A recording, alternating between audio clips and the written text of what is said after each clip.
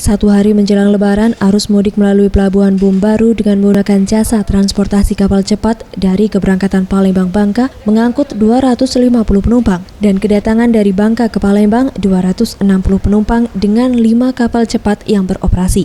Menurut Suharto, Wakil Koordinator Pos Pelayanan Terpadu Pelabuhan Bum Baru mengatakan, arus mudik pada H-1 ini menurun dibandingkan tahun lalu sekitar 40% atau sekitar 1.052 penumpang. Hari ini dibilang pengurangan karena apa? Karena kapasitas kapal ekspres Bahari 8 ini kan 332, sedangkan penumpang cuman 260, berarti ada space kosong sekitar 60-an kursi lagi yang belum terisi. Salah satu pemudik yang memilih kapal cepat ialah Fian. Pria asal Belitang ini bekerja di salah satu perusahaan swasta Provinsi Bangka Belitung. Ia pulang untuk Lebaran bersama keluarga di Belitang. Dari mana kita, Mas?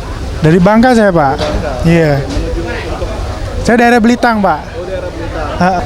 Belitang itu tujuannya kemana? Mudik saya. Mudik ya? Mudik. Asli orang Belitang? Iya, asli orang Belitang saya, Pak. Kita kerja di mana, Pak? Saya kerja di perusahaan sana. Berdasarkan keterangan pihak Pos Pelayanan Terpadu Pelabuhan Bum Baru, penurunan penumpang melalui Bum Baru disebabkan telah beroperasinya Pelabuhan Tanjung Si Api-Api dan pemudik yang menggunakan armada pesawat terbang karena makin banyak maskapai yang membuka penerbangan Palembang Bangka Belitung. Reza Dinata, Sriwijaya TV.